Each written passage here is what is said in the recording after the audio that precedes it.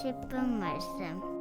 레위기 25장은 계속해서 안식년과 희년을 통해 땅의 주인은 하나님이 됨을 선포하고 있습니다. 그리고 하나님의 백성들은 청지기의 정신으로 살아가야 함을 강조하십니다. 다시 한번 희년에 대해 설명을 드립니다. 희년은 일곱 번째 해, 안식년이라 불리는 그 일곱 번째 해가 일곱 번이 지나고 다음 해가 되는 50년째 해에 속죄일 때에 땅과 사람들을 리셋하는 날이 되는 것입니다. 땅은 원주인에게 돌려주고 종들은 자유를 얻게 되는 것입니다. 오늘 본문은 그 희년을 기준으로 땅을 사고 파는 가운데 일어나는 여러 가지 규정을 알려주십니다. 특별히 오늘 본문에는 무르기라는 규정을 말씀하십니다. 무르기는 가까운 친척이 대신 땅 또는 어떤 사람의 빚을 갚아주는 것을 말하고 있습니다. 오늘 본문을 통해 우리의 죄를 대신 다 치러주신 예수님의 무르기를 다시 한번 기억하는 하루 되시길 바랍니다.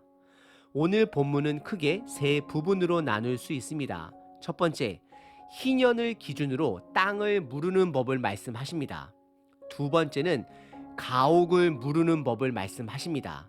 세 번째는 가난한 자들에 대한 채무 규정을 말씀하십니다. 첫 번째 부분은 23절서부터 28절까지 희년을 기준으로 땅을 무르는 법을 말씀하십니다. 23절에 희년의 정신을 선포합니다. 토지를 영구히 팔지 말 것은 토지는 다 내 것임이니라.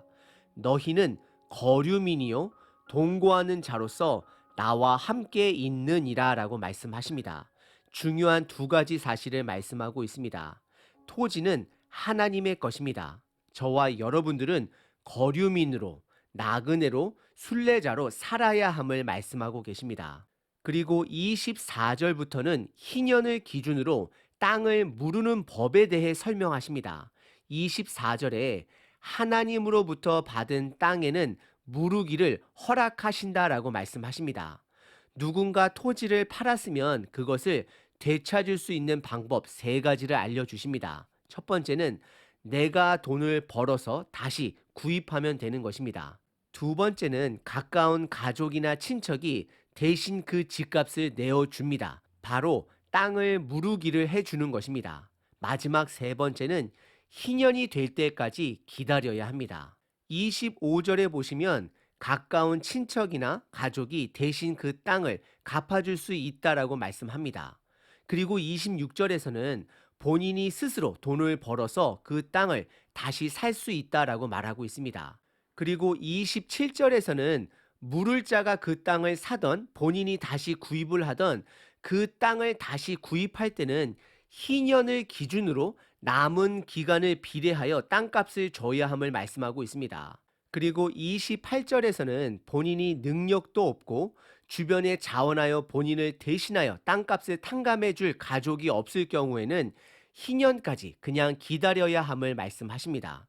우리는 여기서 땅을 사고 파는 동기의 배경을 반드시 기억하셔야 합니다. 그 당시 그들이 땅을 사고 파는 것은 투기를 위한 목적이 아닙니다. 이득을 위한 목적이 아니라는 것입니다. 그들 상황 속에서 먹고 살기 위해 어쩔 수 없이 땅을 사고 파는 경우가 있기 때문에 대부분의 땅을 판 사람들은 재정적인 것을 해결하기 위해 땅을 판 사람들입니다. 그래서 기업으로 받은 땅을 본인의 능력으로 다시 살 수 없을 때 가까운 가족이나 친척이 대신 그 땅값을 치러주는 것입니다. 저와 여러분들은 우리들의 죄값을 해결할 능력이 없습니다. 그래서 예수님께서 그 죄값을 대신 치러주신 것입니다. 그래서 믿는 자들의 삶을 거듭남 삶, 새로운 삶, 은혜를 얻은 삶, 목적이 있는 삶으로 살아야 함을 강조하고 있습니다. 왜냐하면 저와 여러분들은 이 땅에 속한 자가 아닌 하나님 나라에 속한 자이기 때문입니다. 그래서 나그네 정신으로 이 땅을 살아갈 수 있는 것입니다. 두 번째 부분은 29절서부터 34절까지 가옥을 무르는 법을 말씀하십니다. 우선 성경은 땅이 아닌 가옥으로 설명을 시작합니다. 그 당시 땅과 집을 따로 구분했는지는 알 수는 없습니다. 예를 들어 땅 주인과 건물 주인이 다르다는 것을 말하고 있지는 않은 것 같습니다. 단지 투기가 목적이 아닌 거주하기 위한 집을 강조하는 표현으로 여겨집니다. 그리고 29절과 30절에 성벽이 있는 성 안에 있는 집들은 누군가 구입을 했을 때 희년의 법이 적용되지 않는다라고 말씀을 하십니다. 즉, 희년이 되더라도 원 주인에게 돌려줄 필요가 없다라고 말씀을 하십니다. 단 1년 안에는 그 집을 다시 물을 수 있다 말씀하십니다. 하지만 1년이 지나면 그 집은 다시 되찾을 수 없음을 말씀하십니다. 왜 이런 예외의 규정을 말씀하셨을까요? 우선 성경은 그 이유를 정확하게 말하고 있지는 않습니다.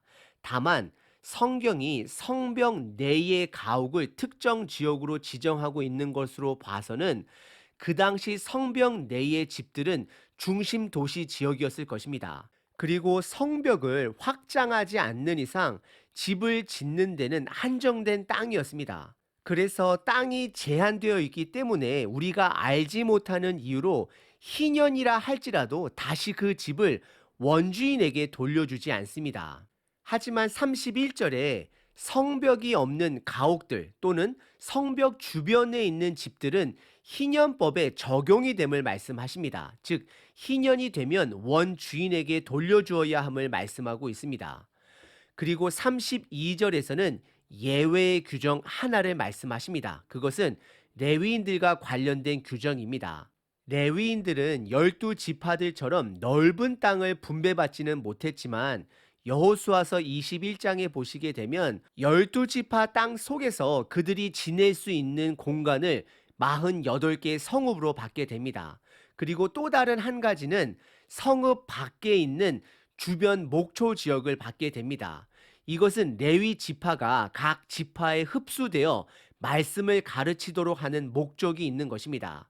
그래서 32절에 예외의 규정으로 레위 지파가 성읍 안에 있다 할지라도 그 집은 언제든지 물을 수 있음을 말씀하십니다. 다시 말씀드리면 레위 지파가 여러 가지 사정으로 인하여 그 집을 팔았을 경우에는 성읍 안에 있는 집이라 할지라도 1년이 지난다 할지라도 다시 그 집을 무르거나 아니면 희년 때에 되찾을 수 있음을 말씀하고 있는 것입니다. 그리고 34절에 레위 지파들이 받은 성읍 주변에 있는 목초 지역들은 팔지 못함을 말씀하고 계십니다. 이것은 레위 지파들에게 있어서 사명이 있음을 강조하는 부분입니다. 저와 여러분들은 이 땅에서 레위 지파들처럼 복음을 살아내는 사명이 있음을 기억하셔야 합니다. 세 번째 부분은 가난한 자들에 대한 채무 규정을 말씀하십니다. 35절서부터 38절입니다. 이스라엘 백성들은 가나안 땅의 노예 신분에서 하나님의 은혜로 자유를 얻은 자들입니다. 그래서 이스라엘 공동체 안에는 가난한 자들에게 동일한 하나님의 은혜가 베풀어질 수 있도록 하십니다. 실천 사항으로는 36절과 37절에 돈을 빌려줄 때에 이자를 받지를 말고 그리고 양식을 줄 때에 이득을 위해서 주지 말라라고 말씀하십니다. 결국 궁극적인 목적은 가난하고 소외된 자들을 돌보고 내가 받은 은혜를 나눠야 함을 말씀하십니다. 그래서 38절에 보시게 되면 나는 너희의 하나님이 되며 또 가나안 땅을 너희에게 주려고 애굽 땅에서 너희를 인도하여 낸 너희의 하나님 여호와이니라라고 말씀하십니다. 받은 은혜를 베풀어야 함을 강조하고 있는 것입니다. 세 번째 부분은 가난한 자들이 함께 정착할 수 있도록 은혜를 다시 흘려보내야 함을 강조하고 계십니다. 오늘 본문은 희년을 기준으로 땅을 다시 되찾을 수 있는 방법 중 한 가지인 무르기를 허락하셨습니다. 그리고 레위인들에게는 예외 규정 또한 주셨습니다. 그리고 가난한 자들을 돌봐야 함을 말씀하십니다. 결국 하나님은 이 땅에서 나의 이득을 위해 살지 말라라고 말씀하십니다. 어려운 말씀입니다. 저와 여러분들이 사는 이 세상은 각자의 이득을 위해 살아가고 있습니다. 너무나 당연한 진리로 살아갑니다. 하지만 성경은 나의 이득을 위해 살지 말고 청지기 정신으로 살아야 함을 강조하고 있습니다. 더불어 함께 살아야 함을 강조하고 있는 것입니다.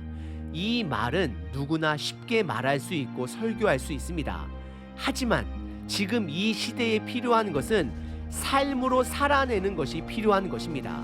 쉽지 않습니다. 그럴지라도 다시 한번 예수님의 은혜를 기억하고 붙들고 나의 이득이 아닌 나그네로서 베풀며 오늘 하루를 살아내시길 바랍니다.